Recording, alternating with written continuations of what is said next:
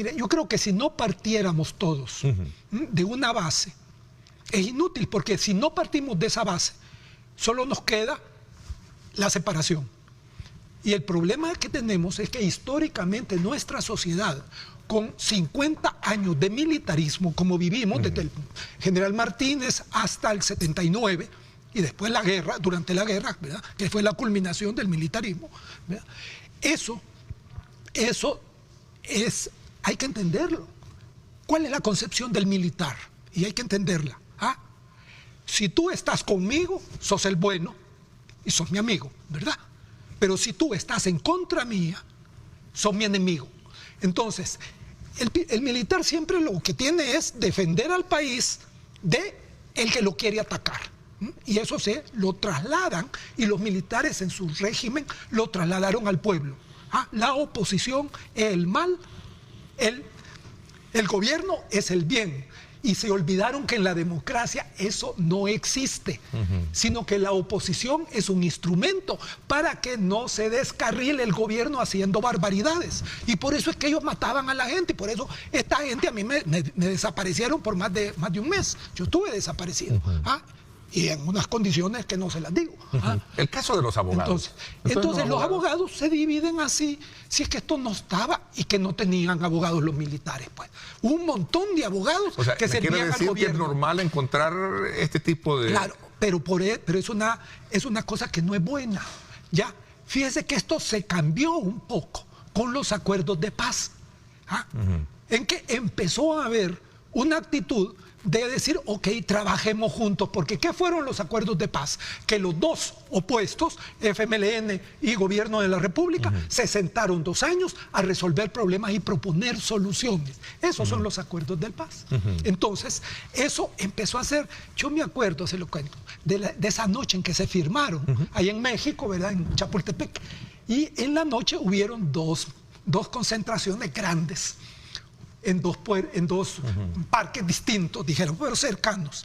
En el parque, en la concentración donde estaban los de la izquierda, dijéramos, o de los que habían estado contra el gobierno anterior, ¿verdad?, vienen y aparecen y piden dirigentes del partido Arena, que era el gobernante de derecha, y pidieron que querían saludar al pueblo. Les dan el permiso, pasan arriba y la gente les empieza a aplaudir. Nunca yo, y es la única vez en mi vida que lo he visto, que a unas dirigentes de Arena, una mayoría de gente que no estaba con Arena, le aplaudiera. Y ellos vinieron y saludaron y fueron aplaudidos. Y luego, 10 minutos después, pasó exactamente lo mismo en el otro manifiesto. Una vez, esta es la única reforma estructural, que fueron cambios importantes de la Constitución, que la Asamblea aprobó toditos por unanimidad. Doctor, si este es el escenario que antecede... Eso, pero eso se fue perdiendo, perdonen que diga. Y aquí es donde viene lo que usted me platicaba un poco de los partidos políticos. A eso voy, porque si este es el escenario que tenemos hoy en día, ¿qué es lo que le antecede a ese proceso de elección con los partidos políticos? ¿Cómo ve Arena, cómo ve el FMLN, que han sido los que tradicionalmente han gobernado el país? No dominaron el país. Ya no fueron los militares, pero ellos lo asumieron. ¿Por qué? Porque los militares, los acuerdos de paz los mandó de vuelta a sus cuarteles y a defender lo que la Constitución les dice. Y les cambió el artículo de la Constitución, por cierto. Pero más claro decir, usted tiene que ver con defender el territorio nacional. Que ese es el papel de la Fuerza Armada, para eso tenemos, no para andar matando ciudadanos. Entonces, eso que se planteó allí, que se empezó a hacer, y yo siempre he sostenido, aunque yo no soy muy favorable con los militares, que el que mejor cumplió los acuerdos de paz fueron los militares. Honestamente se lo digo, porque en los otros no, en gran parte por un error o por un vacío, no es error, vacío de los acuerdos de paz. Fíjense bien. ¿Qué vacío? El vacío fue, los acuerdos de paz mandan a los militares a su casa, como quien dice, a sus cuarteles y a su verdadero papel en una democracia. Segundo, construyen una nueva institucionalidad, reformas, para que la democracia sea fortalecida. Pero entonces aquí lo que se genera es un vacío de poder, que los que habían ejercido el poder por 50 años dejan de hacerlo. ¿Quiénes lo llenan? Los partidos políticos. Pero los acuerdos de paz no tienen un artículo un mandamiento sobre cambiar los partidos políticos. Fíjense bien, ahí está el vacío.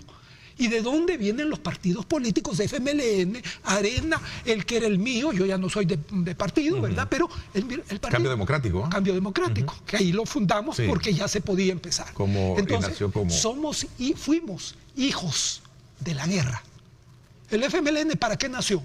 Para hacerle la guerra a los militares, ¿ya? Sí. Claro. Y Arena, ¿qué dice su himno? Ser la tumba de todos los rojos, que eran los del FMLN, o sea, la oposición. Ya, nacimos con eso. O sea, los partidos, y mi partido, ¿qué tiene como su primer planteamiento en lo que había que entonces plantear? ¿Será su condena de existencia esos dos elementos para estos dos partidos? Entonces, yo sí creo, porque no cambiaron. Entonces, claro, el cambio importante que la ciudadanía apoyó enormemente, que fue los acuerdos de paz, ya, y no son lo que dice el presidente Bukele, que fue un fraude, pero en fin, eso es su historia, ¿verdad? Eso fue perdiendo paso y cayendo los partidos en su viejo planteamiento de que era aquí en la cabeza, en su actuación, que este es el enemigo y yo soy el bien, ¿ves? Y la Asamblea Legislativa fue perdiendo la capacidad de hacer su principal fundamento en la democracia, que es lograr que la ley sea discutida y aprobada por la diversidad de la población. Por eso es una asamblea. El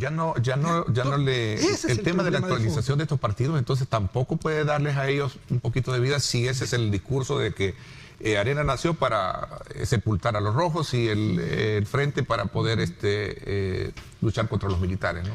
Claro, el problema, mire, el problema, Ernesto, está en que estamos en un periodo de transición, como yo digo, no solo del país, del mundo. ¿Y para el surgimiento de nuevos líderes o nuevos partidos políticos? Bueno, ese es el problema. ¿Y lo ve usted desde su cálculo y experiencia política? Pues mire, hay unos intentos en unos partidos que han salido últimamente que de alguna manera plantean algunas otras cosas nuevas. Pero el problema es que el peso de los dos que dominaron este periodo, y no lo dominaban totalmente. Aquí hubo bipartidismo, pero con bastón, porque nunca lograron mayoría absoluta en la Asamblea. Por lo tanto, necesitaban de otro partido en la Asamblea para poder aprobar las leyes. Eso está pasando en todo el mundo. Pero ¿qué hacen, por ejemplo, en Alemania o en Francia? Se juntan cuando ven que ninguno tiene la mayoría, el segundo, el tercero y el cuarto se juntan. Bueno, ¿qué hacemos? Se ponen de acuerdo en qué va a hacer la Asamblea durante todo el periodo, qué leyes va a aprobar, qué tipo de presupuesto va a aprobar por consenso o por mayoría, porque las asambleas suelen ser mayorías, ¿verdad? No consensos, muy pocas veces. Entonces, y hasta entonces es que generan el primer ministro.